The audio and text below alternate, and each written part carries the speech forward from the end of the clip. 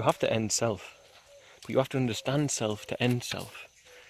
And to understand self is to realize that everything that's expressing from your action, from your thought, is self-expressing itself. And that would include trying to find an end to self by doing something. By physically setting out with an intention of this will end self, because what you've done is you've gave self an identity of ending self. Spirit bird, she creaks and groans, she knows she has seen this all before, she has seen this all before, she has. Spirit bird, she creaks and groans, she knows she has seen. Hey guys, I've been very quiet the last week, 10 days on YouTube. And partially because I was so busy with arranging and helping the guys get going for their world record attempt, and they're up on Mount Kilimanjaro now, and they'll summit on World Peace Day, so it should be amazing to hear if they manage to do what they set out to do. It's not easy to have a DJ set at such an altitude. So the other problem I've been having, which I mentioned briefly in a Facebook post today, is that there is a level of psychological turmoil with my sickness, and I think it's perfectly natural for all human beings, despite how you live your life, despite spiritual practice. When the storms of life come, there's not a lot you can do about it except ride it out sometimes, and we all have our minds, and those minds can cause us trouble, and they'll be with us forever. So what I came to realize was that, as I've known all along, but it's the necessity of ending self and putting an end to self, and especially when self is not working in congruence with your highest good. When your self is polluting you, it's not helping you, then you really need to end self. And that's why today I'm not well, but I've drove down here, because even if I can end myself for 10 seconds, I'll be refreshed, I'll be re-energized, and I'll get the peace and the calm that I need to get me through whatever it is that I'm going to be facing with this sickness tomorrow, or which might be nothing, it might be something. It's all different all the time. But the problem we have is when you tell people to end self, they try to end self using the expression of self. And this is an unusual thing for people, because I need, myself, I need to walk down here to ultimately get into a space where I don't do anything to end self. I just naturally begin to realize that self is ending due to the fact that I'm here, for me, more connected than what I am when I'm up in the village. And by connected, I mean connected to source. Now, part of the problem with sickness is we get frustration, we get anger. And whilst I'm up at home, if I don't change my environment or get out in nature, I'm quite lucky that I live in a forest anyway at Feathershill. But if I don't get out and alter that, then I begin to face more difficulties, because what I find is, whilst I'm down here, the frustration and all the negative stuff, the anger, the envy of wanting to go and exercise when you see someone else doing, all of these things that don't really help us but are not wrong. You are allowed to feel these things. And the beauty for me is when I'm here, those things happen to me and I feel them just as you would experience the sun setting or the change of the seasons. You know, if you sit out on a mountain and you watch a thunderstorm rolling in, do you judge it, or do you just admire its natural beauty? And most of us would admire the natural beauty, unless you're pretty against thunderstorms, but you'll just admire the beauty of it. And likewise with a snowstorm or anything of that nature. A change in the seasons, a change in the weather, we observe it coming most of the time with quite gentle eyes and happiness. Now, what if you can do that to your emotions? What if when anger comes, I observe anger as a thunderstorm rolling in? An absolute necessary part of the events around me, an absolute necessary expression for the release of the tension inside of myself, but just not something that should be judged or hung on to. And it can be experienced with the same wonder and beauty that we watch, like I say, a storm rolling in through a valley, or a snowstorm coming, or the gentle breeze as the snow comes and that deafening silence that snow brings comes, sort of thing. You can do that with your own emotions. You can move to a state of ending self where that can happen, where your emotions become changing like the seasons, and you just become an observer of the necessity or the changer of day to night. And as you watch that come in with the peace and the joy and the understanding that it's a constant necessity and a constant necessary part of nature, and a very reliable part of it, you can realize that the workings of your emotions are in the same state, that they're stemming from the same point of reliability that the changing of the seasons comes from. By reliability, I mean this constant, which is what we find for all nature is always changing. It's always nature, and it's always a constant, and it's escaping the attachment to the conflict inside ourselves, or the temptation to feel the anxiety that somehow one of the opposites expressing itself within you is going to win.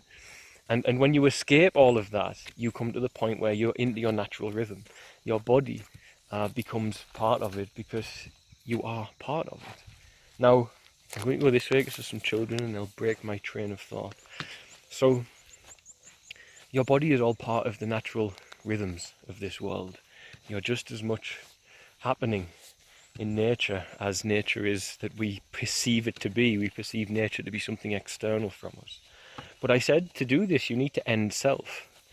But the problem you have is, and it's a very tricky thing for people to understand, is that self is a concept. It's an identity conjured up by the ego. And the ego is a system of ultimately segregating, using calculus, the environment around you. So this system is not to be something that hijacks you, but it does hijack us. You know, the ego helps me in this environment where I walk through here. I can spot danger, I can spot food, I can spot shelter, I can spot shade, and it's important that we have it. But when it becomes the driver of your life, then you have a problem, because it starts to gain its own identity in the form of self, and that forms personalities, interests, hobbies, and the love for our family, and it's all very important. But if you need to end that, which you do, to come back to your natural rhythms, then you need to find a way to end self without doing anything. Because if you end self by doing something, you're giving self identity. You're using self in the expression of action to end self. And this is an impossible folly. You can't do that. You cannot end self by anything that you can do, because then you're expressing self to do it. And this is what the Buddha was clever about, how the students were taught. They were told to go out and be free of desire, and then every time they came back they realized that they were desiring to be free of desire, and often that realization alone was enough to enlighten many of the students. And that's exactly what I'm kind of saying here. You can't end self.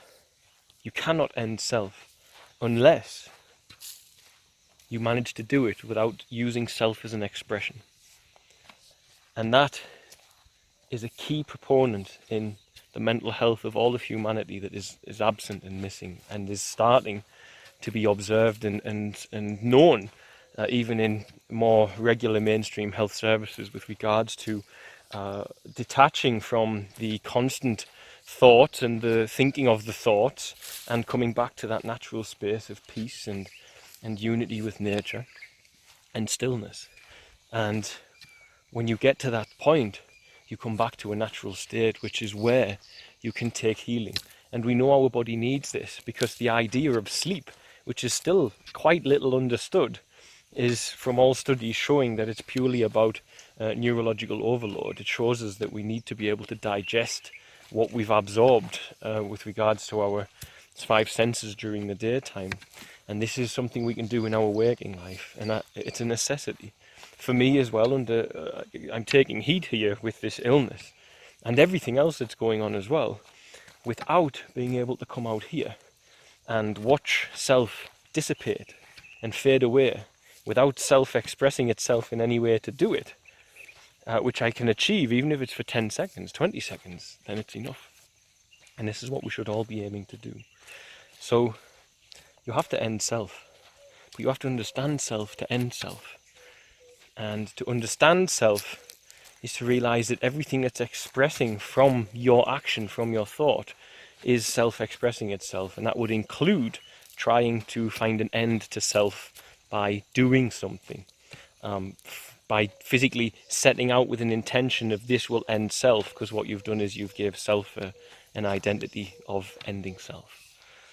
And it's a little tricky for people to get their head around, but for other people, they awaken when they understand this. They wake up and they realize what I'm talking about, and thousands of others who have managed to do this as well. And I think the beauty is when we get to that point of self as well, is we come to realize that, for instance, I try my very best to be a person who is good and loving and charitable. And a lot of that is modelled on the teachings of someone like Jesus Christ and the Buddha and what was said by Krishna. But when we come to realise that the self is a mess, and no matter what you do, you always fall back into that mess. This is just naturally what happens to us. And there's no way to change that mess without understanding self fully. And the strange thing about it is that once you realise that the reason all spiritual teachers are telling us to take no thought is because our carnal mind is such a mess due to the society that we live in, and due to the nature by which our species has developed on this planet and started to use money and trading and etc. All these things feed the carnal mind into giving it an identity over our natural rhythm. Then you realise that even when I, as someone who says you should try to model your life on more loving people, such as Jesus or any of the modern day saints and so on and so forth, and those who are not labelled saints, who should be labelled saints out in this world, because I know many, then you realise that all of us are doing it from the same point of being a little bit of a mess.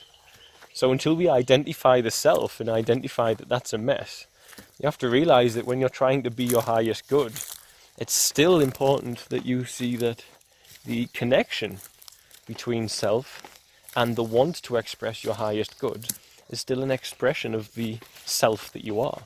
So it's still an expression of the broken ego, and that's an okay expression to have. And it's not like you'll ever get rid of the ego, because at least that messy ego that we have is at least calling on us to say, I want to be something more. I want to be something better. So as we address that again can help to wake people up, in my experience, because they can say to themselves, I want to be, for example, like Jesus Christ, or I want to be like St. Francis of Assisi, St. Seraphim of Sarov, St. Augustine, whoever you would choose. But what they have to identify to even start to do that is that they wanting to do that is still the self projecting an expression that it perceives to be better than its original state. But the original state will always remain within every human being of being a little bit messy. And that's why when you come under times of turmoil, or you're taking a bit of heat like I am at the moment, and you get sick, then the mess comes. And you need to go out in the world and you need to neutralize that mess. And to neutralize that mess, I find nothing easier than walking and listening.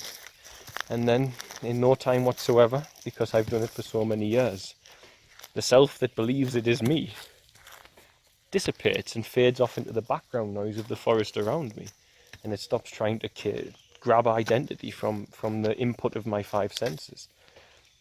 But if I came out here using myself with, I'm going to go here and sit down and meditate, and then when I do that I'm going to be able to detach from my thoughts, and then I'll end myself, and when I end myself I'll get what I need. But the truth of the matter is, and it's a big truth as well, is that that is still an expression of yourself wanting those things. So you've given self in that instance space to be. Whereas if you don't go into it like that and you just allow yourself to melt, to fade, that your five senses fade into the input of everything around you, that's the point where self ends. And at that point where self ends, you awaken to who you truly are. And I won't spoil it for you all to understand who you are, because it's more fun that you go out and you let self end. And when you let self end, you'll realize exactly who you are. And you'll be quite amazed as to the true identity of yourself once you do. So, right. Let me go and walk in this forest until the concept of self dissipates and I remember that I was never separate from it to begin with. I love you all.